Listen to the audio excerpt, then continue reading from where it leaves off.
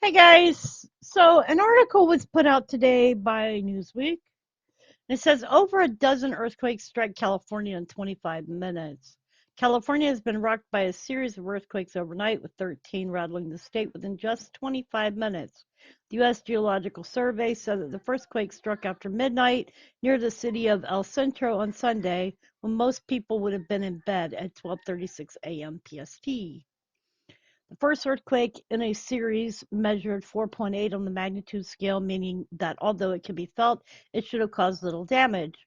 There was another similar sized tremor when a 4.5 magnitude struck about 6 minutes later, but the rest were all under 4.0, with a few even under 3.0. The first quake hit northwest El Centro, which is nestled in the Imperial Valley in the Southern California border region. The tremors continued around the area until the 13th quake was recorded some 25 minutes later in an early morning hours of Monday at 1:00 a.m. The further four quakes were have also shaken the region this morning, taking the total of 17 so far, with the latest one being recorded at 2:25 a.m. That one measured a 2.7 magnitude.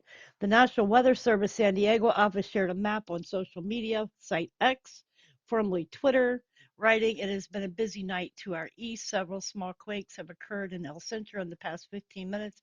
A couple of them were felt at our office as of 12:53 a.m. There have been 13." The USGS Shake Alert account on X also shared a map showing the seismic activity, saying, "Good morning, Southern California. Did you feel the magnitude 4.8 earthquake about 2 miles northwest of El Centro at 12:36 a.m.?" The Shake Alert system was activated. The Shake Alert system estimated the quake above magnitude 5.0. So alerts were delivered to cell phones by USGS partners, My Shake app, San Diego County, Shake Ready SD, Android, and FEMA wireless emergency alerts. One ex-user said the alert sent to their cell phone had proved useful, felt it, and got the 10-second head start on the shaking with My Shake app. Although some near the area said they hadn't felt the tremors, one ex-user wrote, "Definitely much stronger than the 4.8." Another added, "Earthquake swarms just as I was about to go to bed, strong enough for things to fall and break. Sadly, a few broken decorations." Light earthquakes of magnitude of 2.5 to 5.4 are often felt but rarely cause damage, while 5.5 to 6 magnitude quakes are considered moderate and may result in slight damage to buildings. Earthquakes of 6.1 to 6.9 may cause major damage in highly populated areas, while earthquakes of an 8 magnitude or higher can totally destroy communities near its epicenter, according to Michigan Tech. The devastating earthquake in Turkey last year, which killed more than 50,000 people and decimated communities near the Syrian border, was a 7.8 magnitude quake. Earthquakes in the U.S. usually hit California and Alaska due to their location, but experts say the quakes that occasionally occur in Texas may be a result of fracking. Okay, so here's another thing that was published January 16th, and I want to take a look at it. Damaging earthquakes could strike nearly 75% of the U.S., new research from U.S. Geological Survey said. I think we have posted this article to the California group, so I'm not going to go into that one.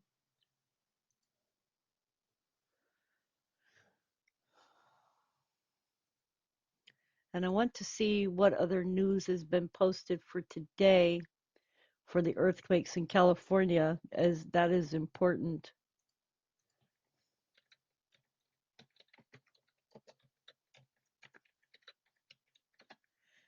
See if there's been any news put up by any of the um, stations.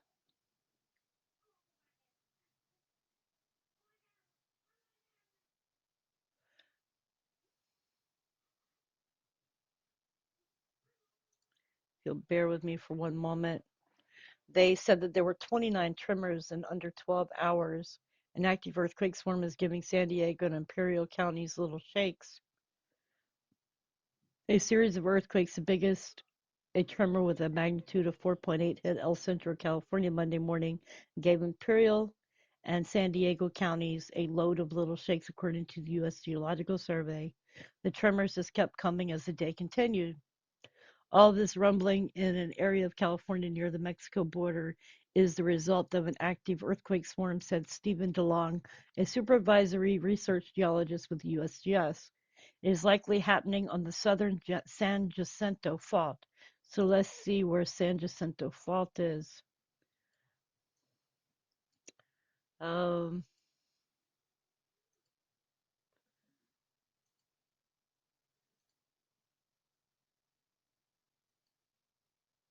if I can get this to pull up. That's the Imperial Fault. Where's the San Jacinto? That's Brawley. San Jacinto's over here. But I don't see how it's happening on the San Jacinto when it doesn't go down into El Centro here. What happens is that's the Superstition Hills fault. Most of the quakes were centered around here. Okay. It says these are several active faults in the area, which can be considered to be near the southern end of the San Andreas. San Andreas is here. The first big quake struck with a depth of 11 miles, about 110 miles east of San Diego at 12:36 a.m. Since the first quake, there have been 29 earthquakes of magnitude 2.5 and above reported in the same area as of late Monday morning. Of those, a dozen were quakes of magnitude 3.0 and above, was magnitude 4.5 quake and another magnitude 4.1. A sequence of earthquakes is considered a swarm when many smaller earthquakes hit within the same area but don't follow a pattern, with one large, often damaging quake followed by several much smaller aftershocks, according to the USGS. Swarms are common in this area, according to DeLong, and generally do not lead to larger earthquakes. But he added there is always a very small possibility that a larger earthquake can follow these smaller earthquakes. This area of the Golden State has a history of quakes with commensurate magnitudes over the past few decades. A similar swarm appeared to have occurred in 2019 under El Centro, though the 4.8 is the strongest earthquake to occur that close to El Centro in many years. In the past, larger swarms with stronger earthquakes up to 5.7 in 2010 in the region have occurred closer to both Brawley, California and Ocotillo, California. Hmm.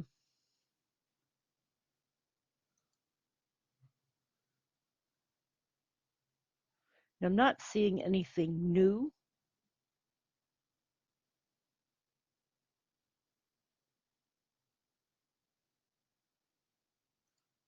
This one's new. In midnight, 4.8 earthquake, followed by a cluster of aftershocks rocks El Centro area. The agricultural community of El Centro in Imperial County had a rude midnight awakening, the force of a magnitude 4.8 earthquake, and a lengthy series of aftershocks. The earthquake struck around 12:36 a.m. Tuesday, 2 miles northwest of El Centro, in an area just off Salton Sea that has active faults, said the U.S. Geological seismologist Elizabeth Cochran. The earthquake was followed by a magnitude 4.5 aftershock. In the 12 hours after that, more than 180 aftershocks of lower magnitude were recorded. If the shaking wasn't enough, some residents were roused by their alarm their phones received from the Shake Alert app, which initially estimated that the trembler was stronger than it proved to be. Pretty terrible to be woken up at midnight with a loud alert telling you to take cover in multiple languages for something we didn't even feel. And that was said by someone on X. This sort of seismic tumult isn't an uncommon occurrence in this region, in particular area where Earth's crust itself is hotter than average. We get these pretty active sequences where we see lots and lots of aftershocks. When the earthquake sequence happens, most of the aftershocks are at least one magnitude unit smaller than the first shake. Residents close to the epicenter would have felt moderate shaking that can be pretty frightening for folks who are close by. Little or no damage is expected from that level of shaking. No damage or injuries were reported in the hours after the quake started. During the last earthquake sequence in the area in 2021, the main shock was a magnitude 5.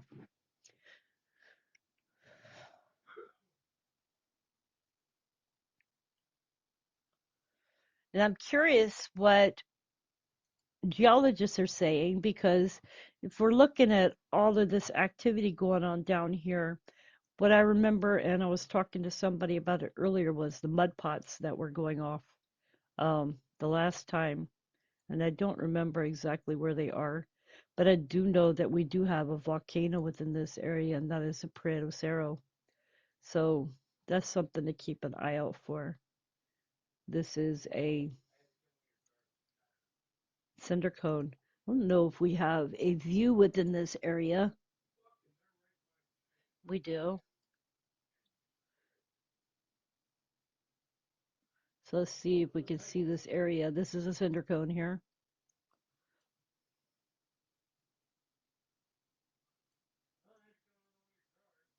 Something to keep an eye out.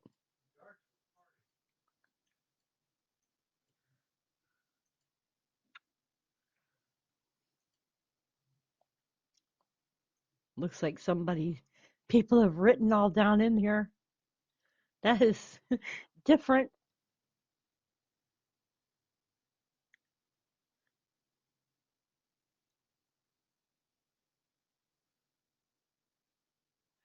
And that here is the Sierra Prieto fault line that runs through there.